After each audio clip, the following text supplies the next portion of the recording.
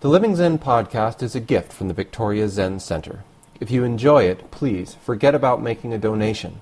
Instead, just share it with a friend that you think will enjoy it as much as you did. You may also consider purchasing the Living Zen-podcast app, which is available for iPod, iPhone, and Android. If you happen to visit or reside in Victoria, British Columbia, I'd like to invite you to attend the Tuesday evening Zen open house that takes place every week at the University of Victoria's Interfaith Chapel. This event is co-sponsored by UVic Multi-Faith Services and the Victoria Zen Centre. For more information, please visit our website at zenwest.ca. Mumonkan, Case 41. Bodhidharma puts the mind to rest. Bodhidharma sat facing the wall. The second ancestor stood in the snow, cut off his arm, and said, "Your disciple's mind is not yet at peace. I beg you, Master, please put it to rest." Bodhidharma said, "Bring me your mind, and I will put it to rest." The second ancestor said, "I have searched for my mind, but I cannot find it." Bodhidharma said, "I have completely put it to rest for you." Mumonkan says, "The snaggletooth foreigner came complacently 100,000 miles across the sea. It can be said that he raised waves where there was no wind. In his later years, he managed to obtain a single disciple, and he was nothing but a cripple. Pfft! This fool doesn't even know 4 characters." Mumonkan's verse says, "Coming from the west and directly pointing, all the trouble springs from this. The one who disturbs the monastery is you from the very start." 3 bells.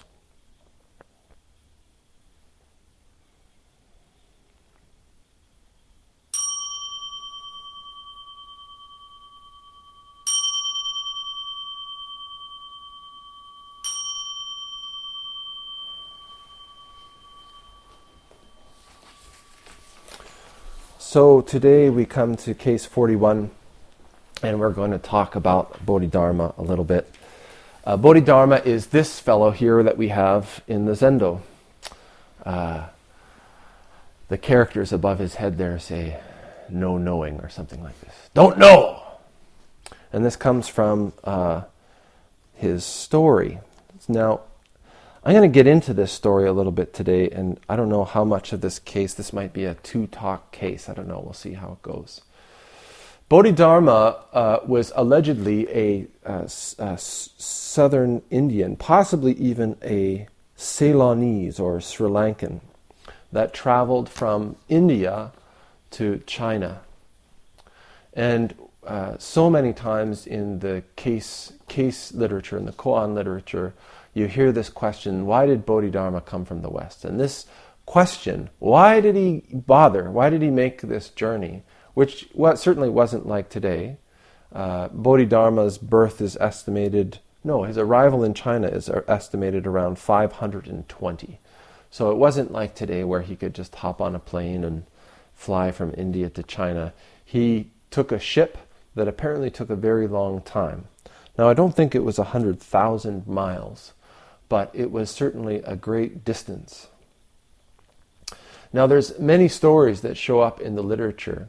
One we've certainly already talked about several times, which is his meeting with the emperor shortly after his arrival in China. He'd traveled around and in speaking with people had gained some kind of reputation as a potent vessel of the Dharma, and he was invited to go and meet with the emperor. And so he met with the emperor, and that didn't go very well. The story, to sort of put it in a nutshell, is that the emperor had spent a great deal of time and resources funding, supporting the development of institutional Buddhism in China, building monasteries, funding the training of monks there, and indeed sort of giving licenses for ordination in China, which was is a big deal in China. And he was doing all of this under the idea that these kinds of acts were meritorious, that one of the ways that he could continue to do meritorious acts was by doing these kinds of charitable works, particularly for the Buddhist cause. And so having this authority on Buddhism he wanted to sort of know what the balance sheet was like. And so he says, I've built all these monasteries and I've, supported all these monks. And so I want to know, how much merit have I gained in doing this? And so Bodhidharma responds by saying, no merit whatsoever. None at all. Well, I don't think that that's what the emperor wanted to hear. And it gives us some insight into the character of Bodhidharma. And it's important for me to sort of really be clear that there are many scholars that say that this character of Bodhidharma is just that. He's a character. He's an archetype that has been cobbled together by perhaps several teachers over several centuries and embodied into this person. And some people believe that he was an actual individual monk. Some people believe that he was some kind of superhuman kind of guy. And I really don't want to impose any of these beliefs on anybody. I really want you to sort of look at the story for yourself and come to relationship with Bodhidharma for yourself. In, I think it's case 4, the barbarian has no beard. It's very important, most important, to come into relationship with Bodhidharma as no one other than yourself.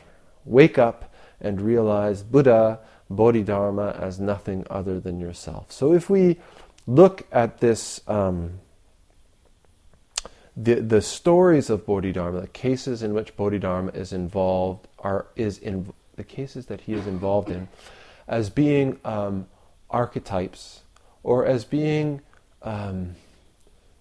manifestations or examples of a particular attitude, a particular perspective, then I think it can be very sort of beneficial.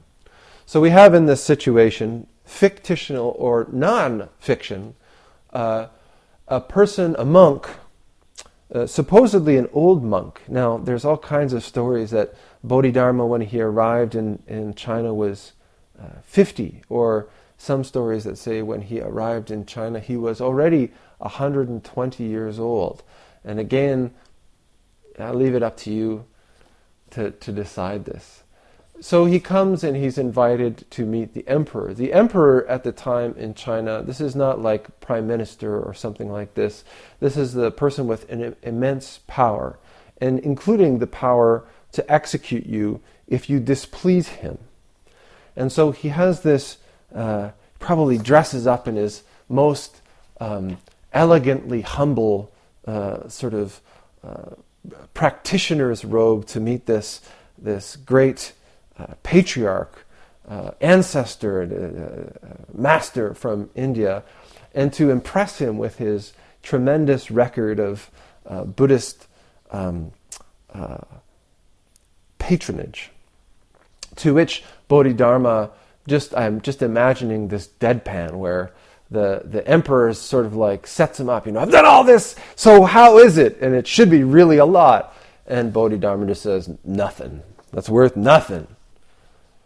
And so the emperor kind of is taken aback and says, well, if that's the case, then what's the point of Buddhism? What's the truth? What's the highest holy truth in Buddhism if it's not all this stuff? And Bodhidharma allegedly responds with emptiness, vast emptiness. There isn't anything that's holy. This sort of leveling scythe that chops everything down. The emperor, who stands head and shoulders above common society in China, asking about what is highest, what is best, what is most pure. And Bodhidharma cuts it all down. And I think in some ways cuts the emperor down as well by saying there isn't anything holy. There isn't anything that stands above.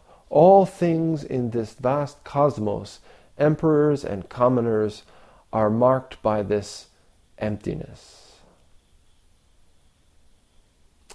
Then the emperor, I think, quite frustrated, quite at a loss, not at all what he expected this encounter to go like. And I wonder if we've had experiences like this where we've built interactions or meetings, relationships into something, and they turn out to be something quite other. Says, well, if this is the case, if emptiness is the rule, then who are you? What are you that's right in front of me here? Who are you?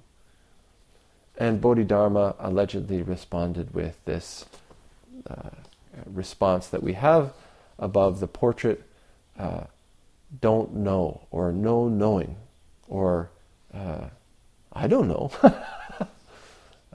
So reminding us that when we're looking for an object that's going to be fixed, when you say, who am I?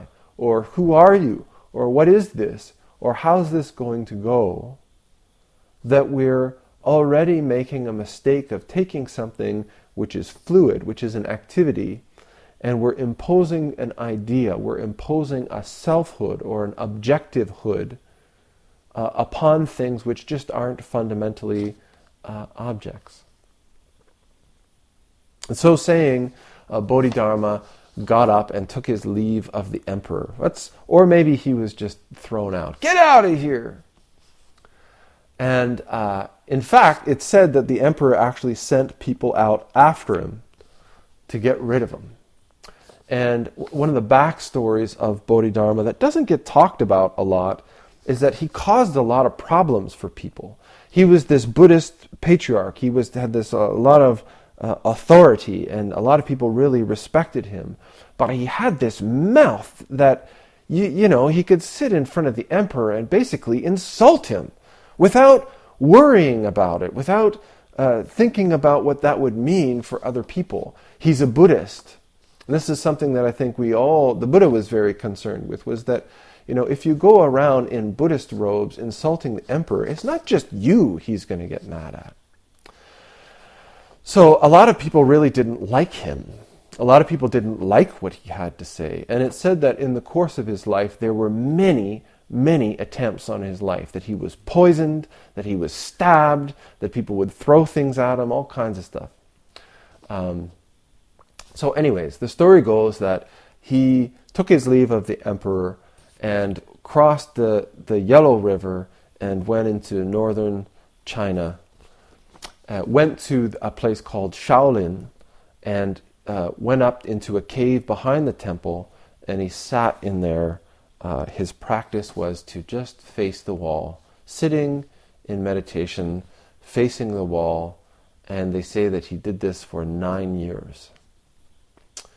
The emperor was pretty angry about this whole interaction. Apparently, like I said, he sent people out to go get him.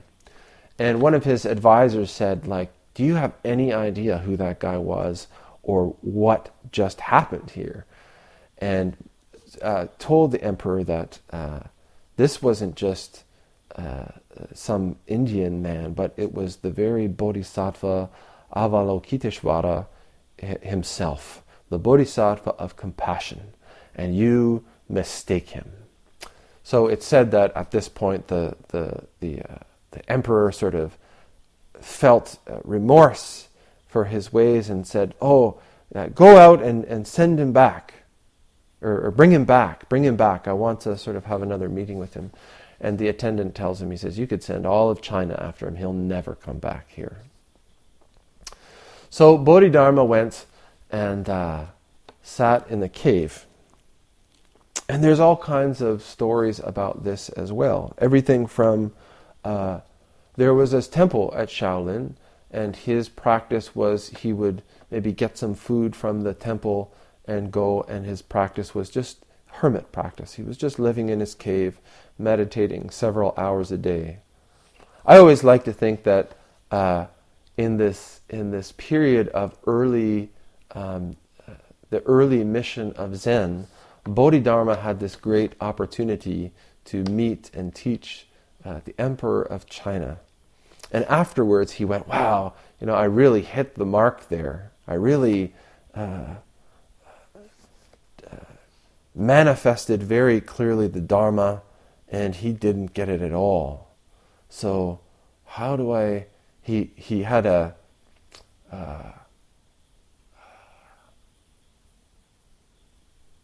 pedagogical crisis and said, how am I ever going to teach these people what they need to know? How can I teach them? That's my hypothesis. So he went to sit in this cave and try to figure this out, to contemplate this.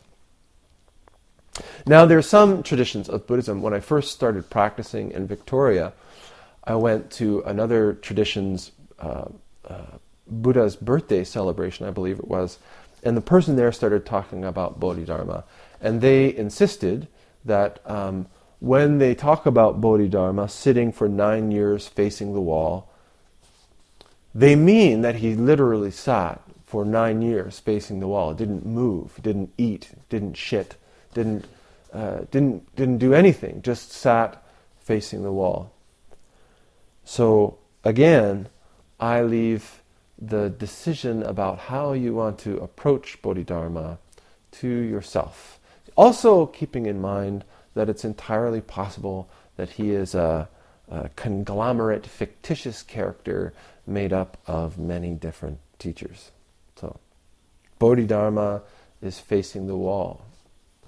And apparently many people would come to seek his wisdom, to seek his advice. And they would come and be sent up to the cave. There's Bodhidharma's cave. And apparently you can still go to Bodhidharma's cave. And they would arrive at the cave to see this shadow facing the wall. And they would ask him all kinds of questions. Ask him for his advice and ask him for direction and practice. And he wouldn't say anything to them. He would just sit there with his big beard facing the wall. And there are stories of children gathering in the cave and talking and being quite sort of scared of him. And some thinking that maybe he was dead or sleeping. And they would throw rocks at him and hit him, and he would bleed, and that would really freak them out because he wouldn't respond, but he would bleed, so he wasn't dead. So they would run away. All these great stories about Bodhidharma. But his character, what he is manifesting, is taken, it's absorbed into the Zen tradition as being a personification, maybe an exaggeration, but a personification of the attitude, of the approach, of the fortitude that is required to carry out this endeavor. This steadfastness, this straightforwardness, this unflinching honesty, even in the face of death. And so lots of people hearing about this teacher would come completely intent on becoming his student. And so they would enter his cave and declare their determined, I have come thousands of miles and I am the greatest, whatever. I'm here to completely pledge my life to you and be your student. And he would sit there and not respond. And maybe they would sit down behind him and they say, fine, I'll wait then. And maybe after a day or 2 days, maybe even a week, perhaps a month, maybe some of the really determined people, he would give them nothing, no response, no interest, no relationship whatsoever. And maybe after some time they would say, oh, enough of this. I got to go find a teacher. Time's a wasting. And off they'd go. And this was the case, I think, for the whole 9 years that he was there. Then a monk came, apparently in his 40s. Now, monks this time in China, it wasn't just sort of you decide one day, oh, okay, I'm going to be a monk, and then you go and shave your head and put on robes.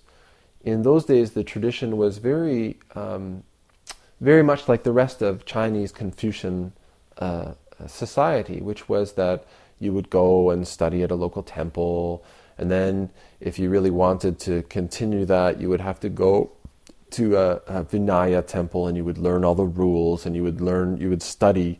Study in the Chinese tradition means that you would copy by hand each character of the sutras. So not only studying their content, but literally, physically copying out the text of sutras. Many, sometimes hundreds of sutras. And there were several great reasons for this. One was that it really is a different way of learning something. It's a very diverse way of learning this.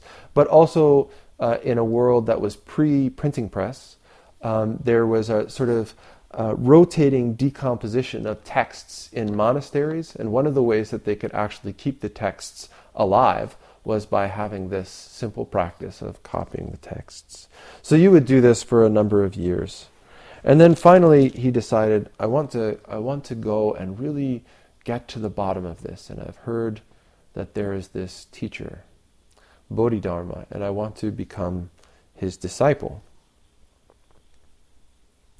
And so apparently he went and did just as so many people did with Bodhidharma, and declared himself at the cave entrance.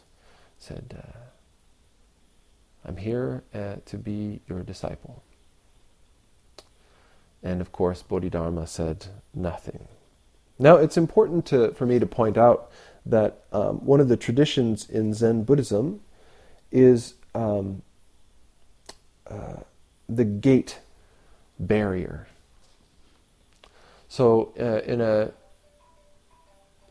in a Zen temple, the tradition that developed was that when a person was ready to train at a Senmon dojo, in a training center, that they would be sent from the local temple where they received their initial instruction in meditation or in Buddhism generally.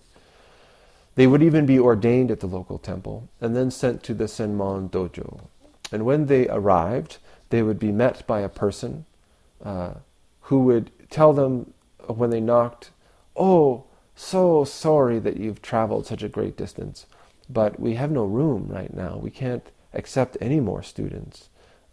It's just not possible for you to stay here. So please go back to your home and practice with your local temple." And this was kind of a ritual. And the next step was for you as the novice monk to sit down on the step and basically declare yourself, say, I'm not going anywhere. I'm committed to practicing here. And from the beginning, I think it was probably really rough. Like maybe you had to sit on the steps in the rain, regardless of the weather, not moving, sitting. And the monks inside the temple would watch this person and say, oh, has this person really got what it takes? What it takes is a really good question. And we might look at these kinds of rituals as if they're sort of crazy Asian sort of samurai tests.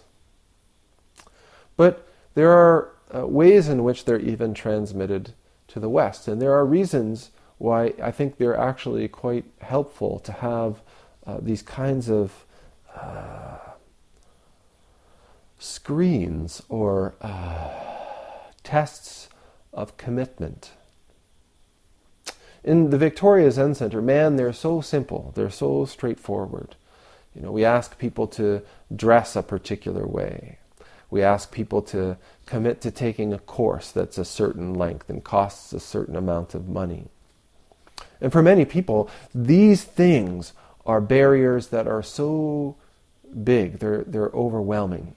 This emotional response comes up to I don't want to dress a particular way, or I don't all that money, what's that all for? Or, oh, it's 4 weeks just to learn how to sit down and breathe, what's that all about? But the point of these things is not to raise money, and it's not to make people conform. It's to observe what happens when that resistance, when that challenge, when that question of self arises. What happens? The idea that this is a very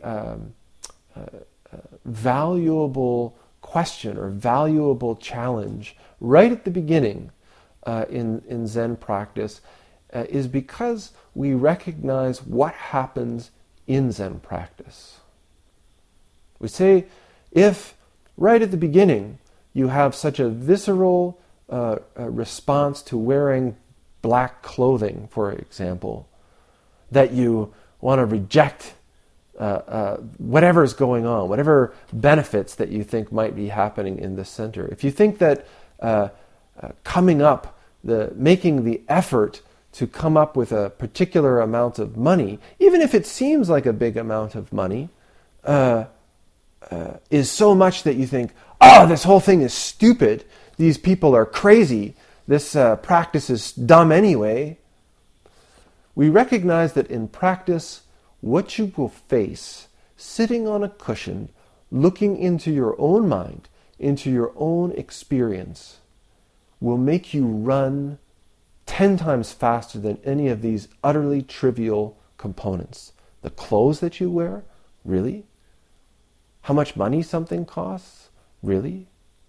When you're facing who you are, the demons of your past, desire, craving, fear, anger, when these things come up in your practice, if such small challenges rile you up so much that you're willing to turn away,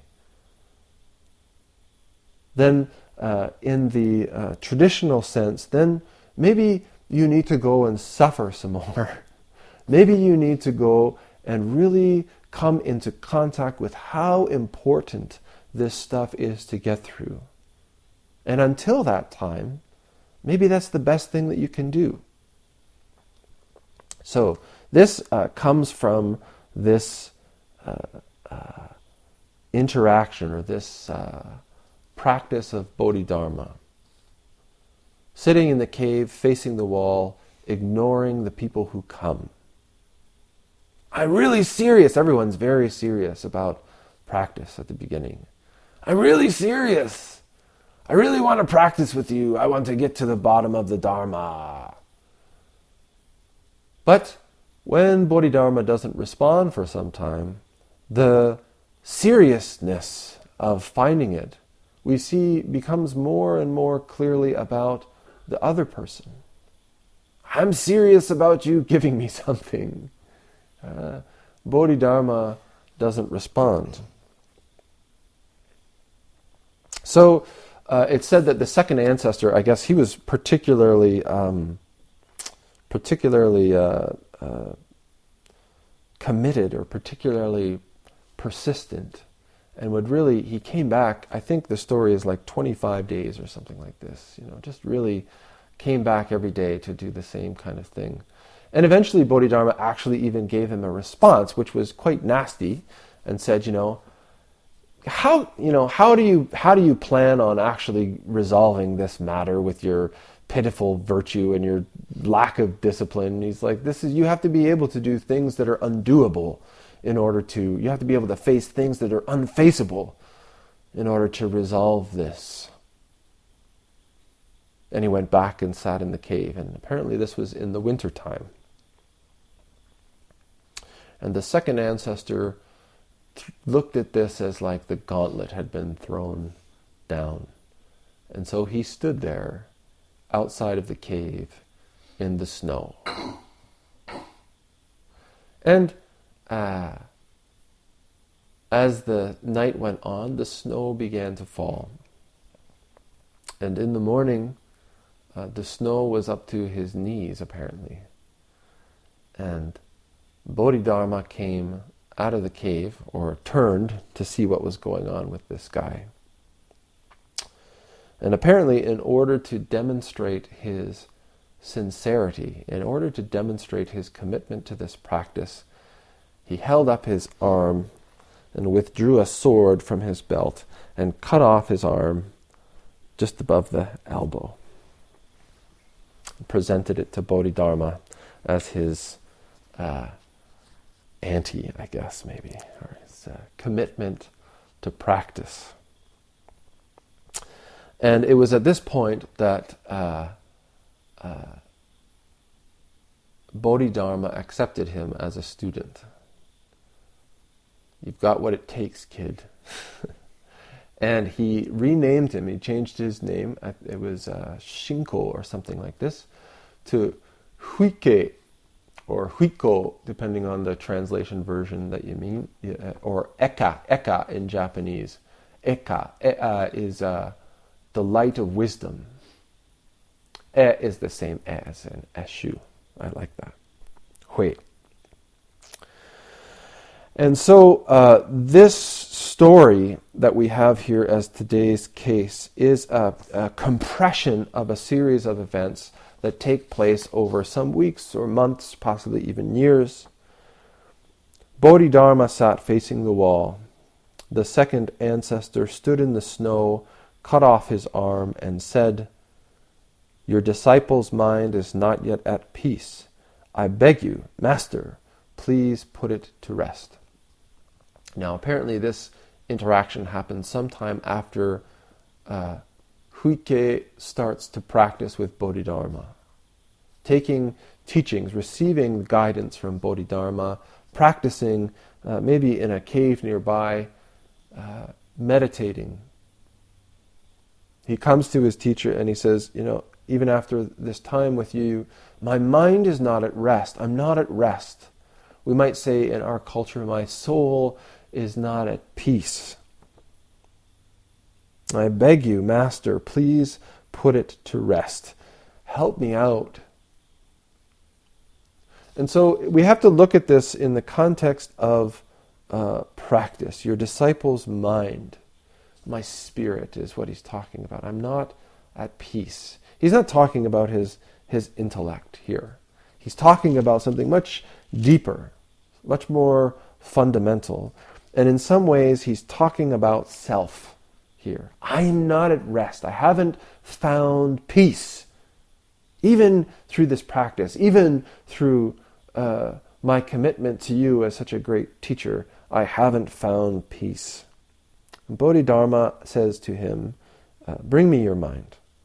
Bring me this soul, bring me this self, and I will set it to rest. I will lay it to rest.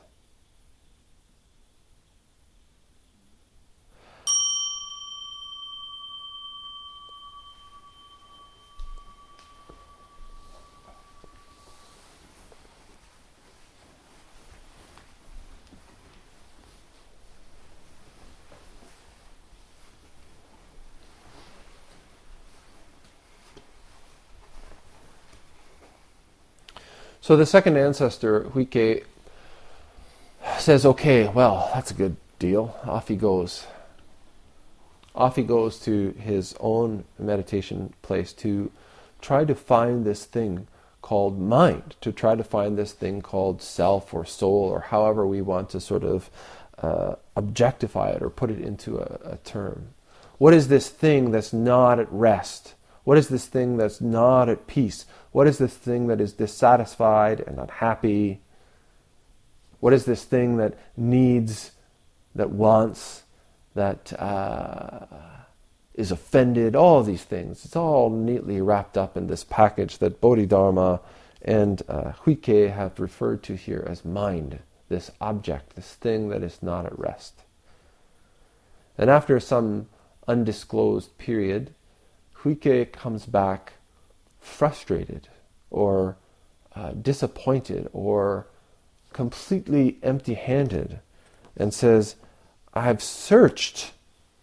I've really applied myself to locating this thing called mind or self or soul or the essence of what it is, and I can't find it. And Bodhidharma responds with, I've completely put it to rest for you. Now, what it doesn't continue with here is what's common in these cases is, Huike had a great awakening. This was a transporting moment for Huike, who later becomes the successor, the second patriarch in China. This is a continuation of his interaction with the emperor. This is completely on point. Bodhidharma has not changed his teaching or the subject of his teaching at all. Vast emptiness, nothing holy. The single point is the driving force behind Bodhidharma's teaching. And if we're to understand Bodhidharma as an archetype or a personification of the foundation, of the very core of Zen practice, then we need to understand that in this piece, in this single teaching, in this ruthlessly compassionate approach of Bodhidharma, the point is the same. Vast emptiness, nothing fixed, no mind, no soul, no self, no I, no object to be dissatisfied, no self to be unrestful. We fixate this idea of I. We fixate this idea of self. We fixate this idea of awakening and unawakening, holy and unholy, pure and impure. We imbue it with objective reality, that there's this object. And in doing so, we give it this characteristic of having, not having. And in this, we find our great dissatisfaction. When we look at the world as a series of objects bumping into each other that have selfhood, independent of everything else, we enter into a world of miserable and endless suffering. And if we look honestly, straightforwardly, without delusion at the way in which we interact in the world, we can intellectually understand the concept of emptiness. We can intellectually understand the concept of transience, of fluidity, of transformation, of impermanence.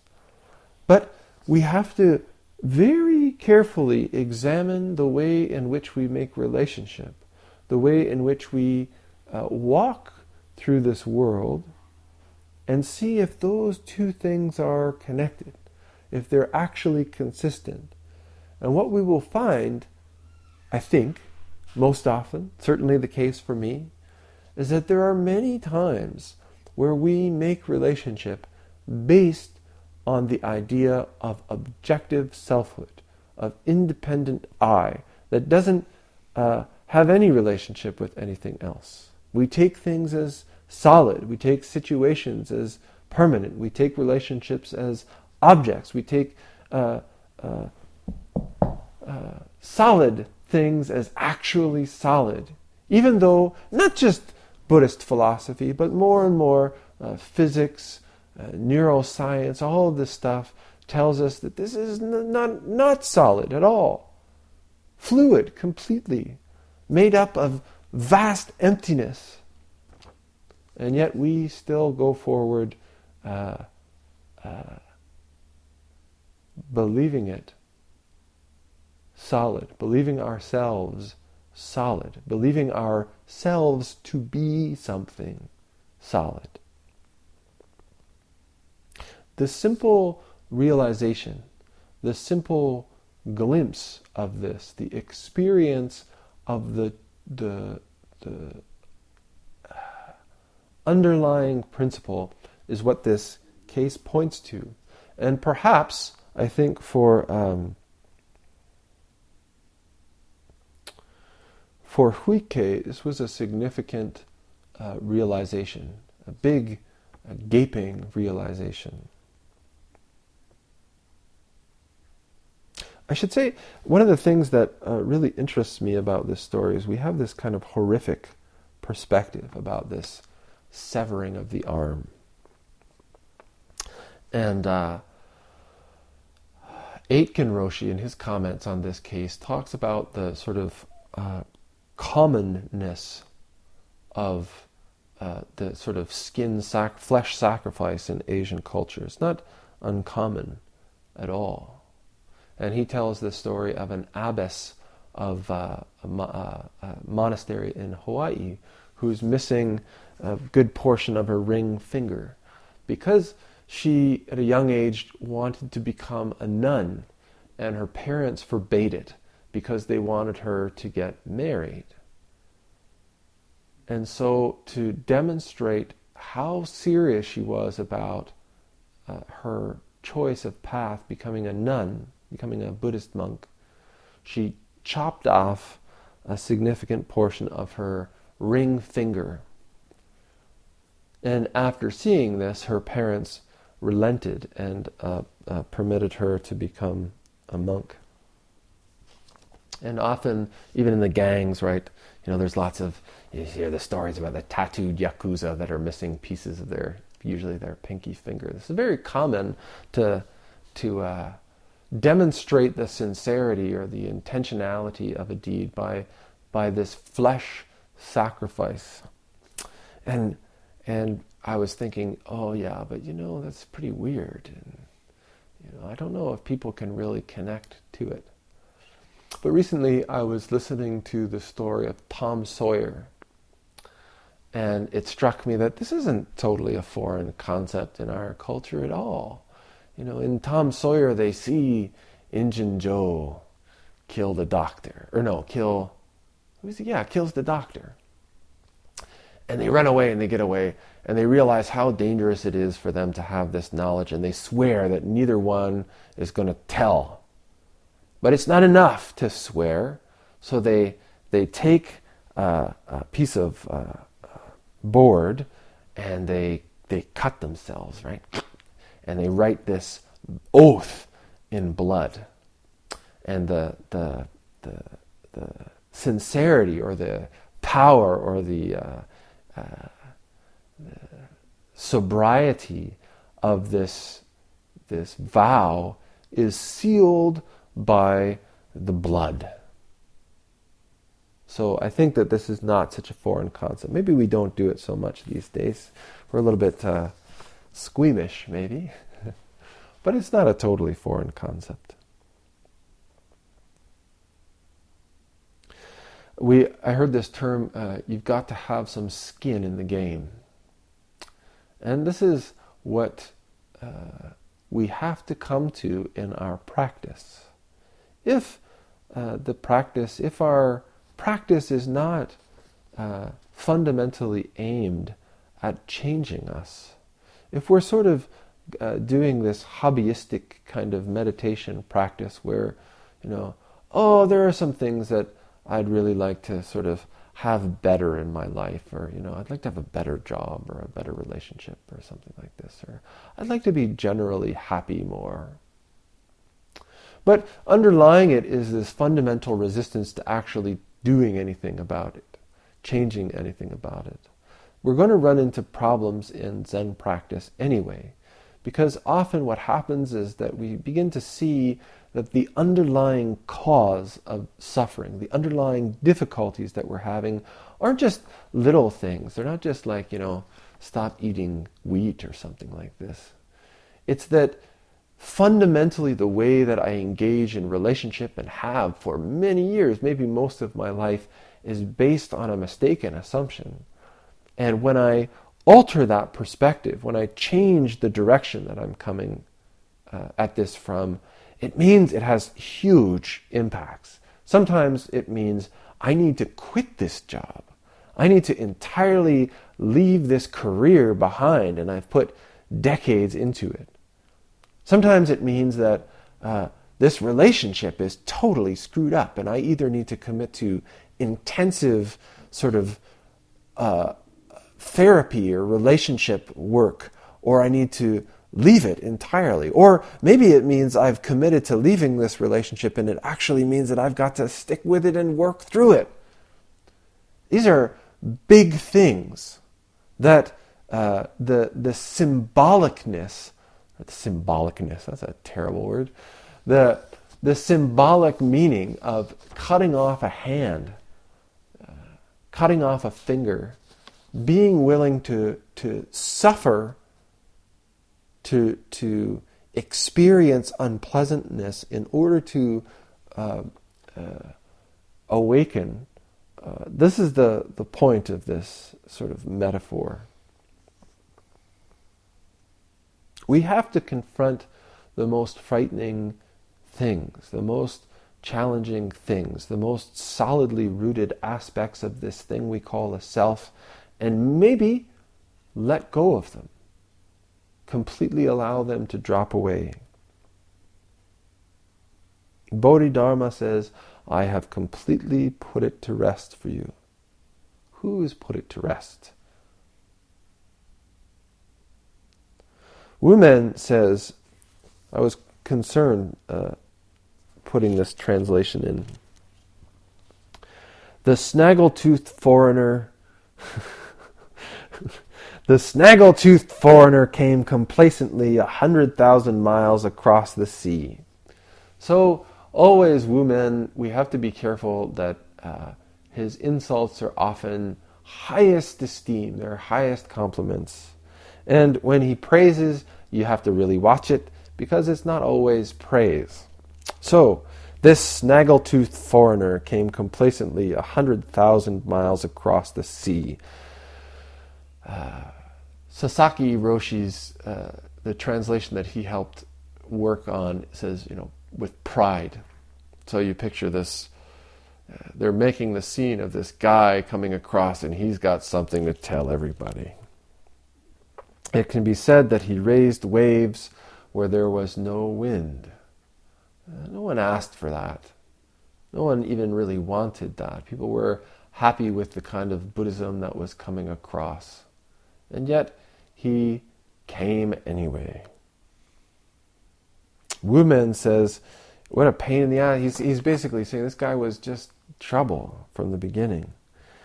In his later years, he managed to obtain a single disciple, cobbled together this one guy, and even he was nothing but a cripple, this one-armed man.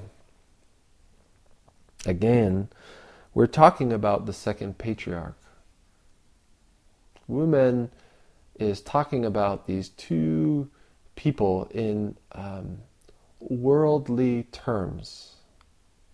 To understand that in Zen practice, our concern isn't with appearing to be all the world wants us to be. We can look at these two individuals and say, what was this? This foreigner shows up, lips off the emperor, creeps up to a cave, doesn't talk to anyone. This other Chinese crazy guy goes up and cuts his arm off. They become buddies. Nothing to see here. Move along. And then there's this comment, this fool doesn't even know 4 characters. And this is a reference, apparently, to a Chinese, a legendary fisherman. He was considered the greatest fisherman in China, and he could go anywhere, and he could catch any kind of fish, and he would catch more than anybody. And yet, people would talk poorly about him because he was illiterate. He didn't know how to write.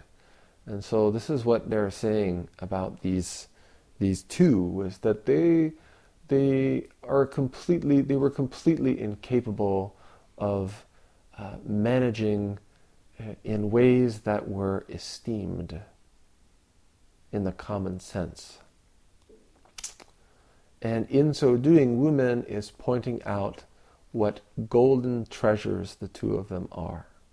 That what they were able to do, what they were able to point out, what they were able to manifest was nothing other than this awakened mind, their true nature in this interaction, which is not something that you can benefit from in a university, not something that you can trade on the stock market.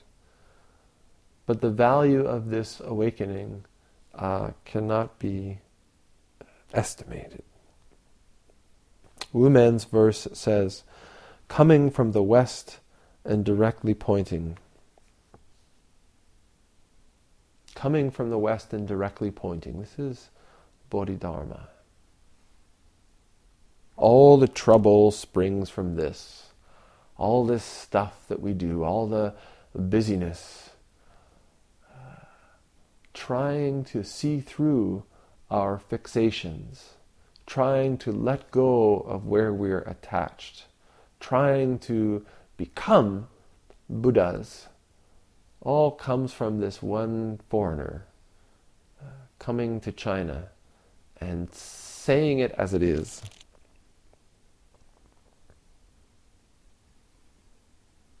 The one who disturbs the monastery is you from the very start. How wonderful. Happily asleep, happily following along, happily compiling merit, happily making more of ourselves.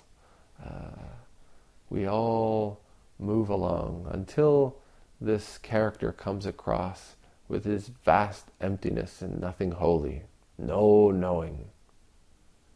Suddenly, there's so much to do, no rest, no end to it.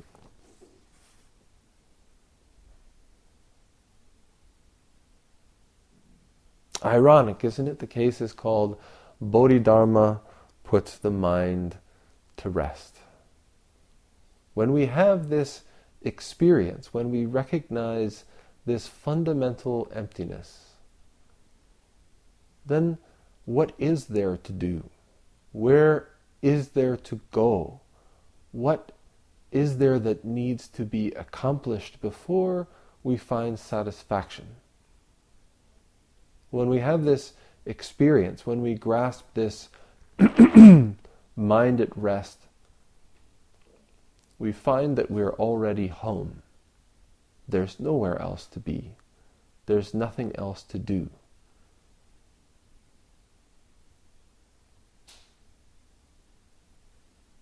Right. Thanks for listening to the Living Zen podcast.